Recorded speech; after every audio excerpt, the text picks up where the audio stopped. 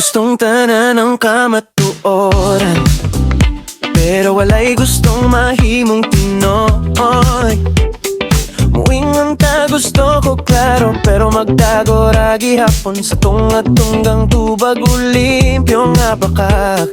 Muingon ta gunta tinutaan sila na ako, pero kita mismo dili gusto ipatingga tinut komplimatan.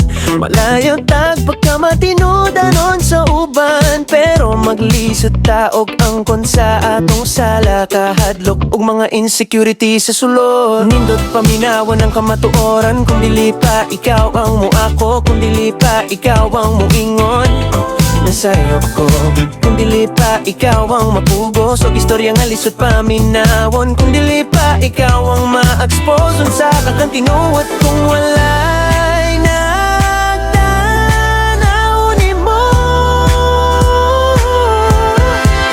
Kayang tinuot sakit pero ang bakak makabaot. Ang honesty lisod pero wala mo'y mutukod o pagsalig ko kagawasan.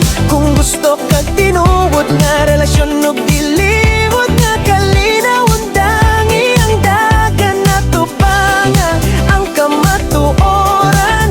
Dili ka kapangayok tinuod, kung mahadlok ka sa tinuod magmatinod.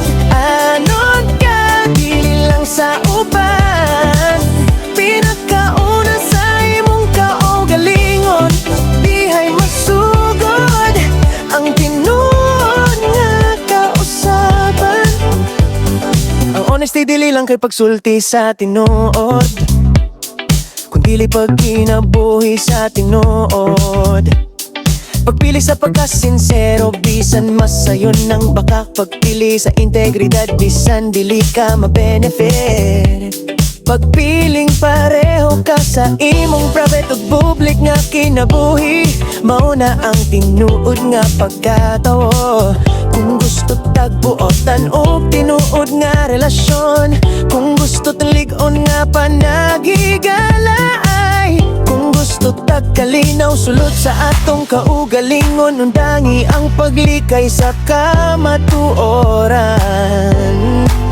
Kayang tinuod masakit pero makaayo.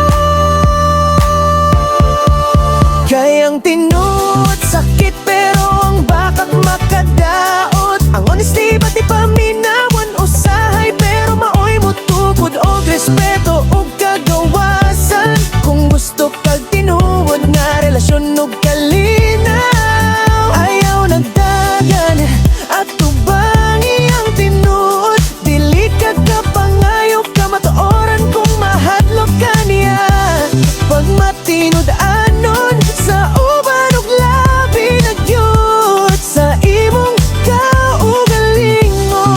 Tira magsugod ang kausaban.